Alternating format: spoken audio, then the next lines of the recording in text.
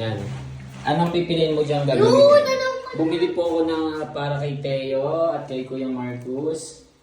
May gusto ko ito. You want to try this? Oo, kasi mabango. Okay lang. Amoy mo. Anong amoy? May mabango. Ito, this one. Paano ito buksan? Sige, buksan mo. Oh.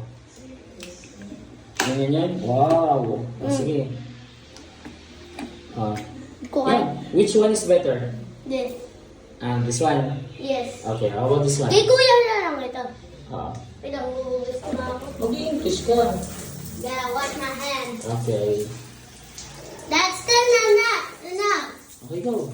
Yan. Okay, again. Take that. Try this one. How to open that? Yeah, galing. Very good. Okay, smell it. Kana. Smell it. Among the three. Among the three? Yes, 10 out of 10. This is better. Yes. Okay. How about this one? You already smell this.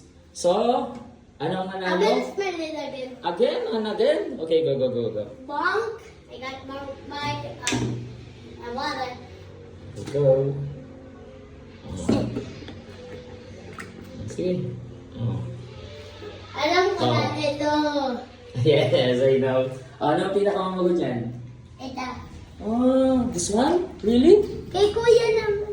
Wow, very good. Okay, you will use it later, okay? Yung- Binili ko yung po guys- para sa mga baliliit na batang ito. Kasi Namali- dito naliligo. Sabi ni kuya maliligo sa ulan. Oo nga. Sa ulan ka na lang naliligo. Ay baka makita ni mama. Okay lang maligo sa ulan, hindi ka mamamatay. Pag namatay ka, okay lang din, ano? Oh, ang bata. Oo. Yan, 4 na. Oo, mapapasana all na si Teo. Hindi. 1, Careful ka sa pagkukuha, ha? 4. Yes, 4.